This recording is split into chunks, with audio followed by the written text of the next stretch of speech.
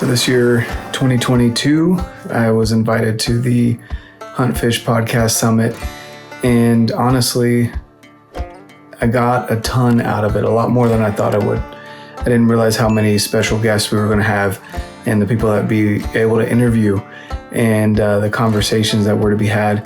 We had some great experiences as well with going out and fishing for bass and having a little fishing tournament. We also were able to go out and hunt hogs at night. But the main thing that I got out of the Hunt Fish Podcast Summit was the great conversation.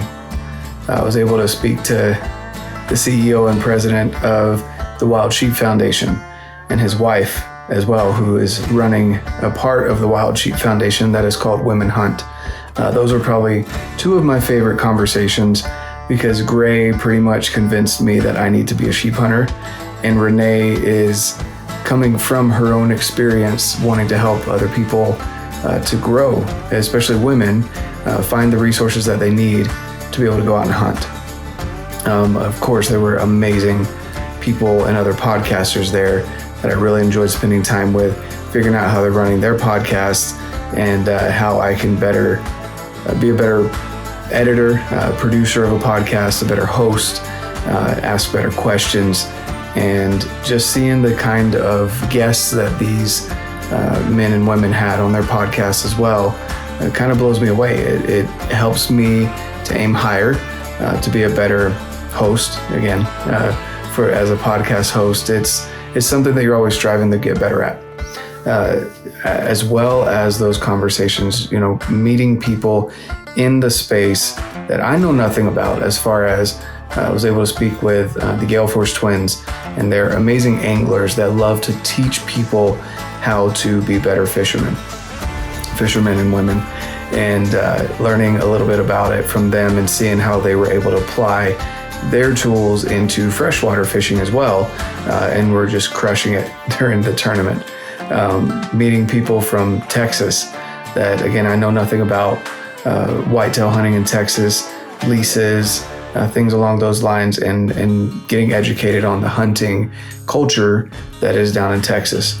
Learning from Falconer, the Falconer that was there, Brittany, she did an amazing job just teaching us kind of the basics on how to even just get into falconry and the tediousness that it takes to take care of the hawk or falcon that you have.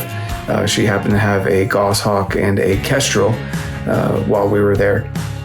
So all of those things played in.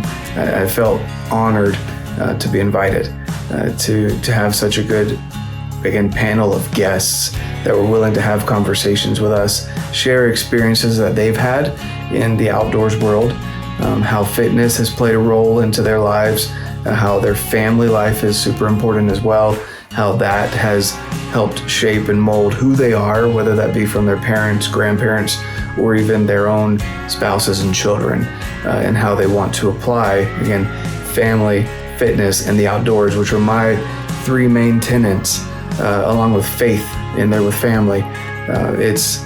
It was so cool to see that these successful people, men and women, are applying those three concepts that I constantly talk about into their lives, and they're just loving their lives.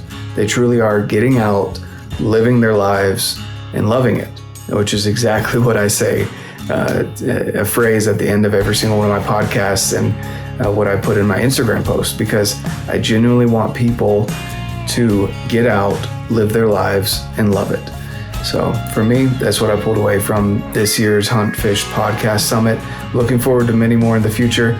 It was amazing. I felt honored being invited to go.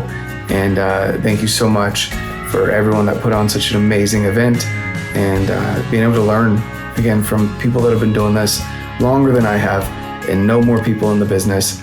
And I look forward to working in the future with the Hunt Fish Podcast Summit.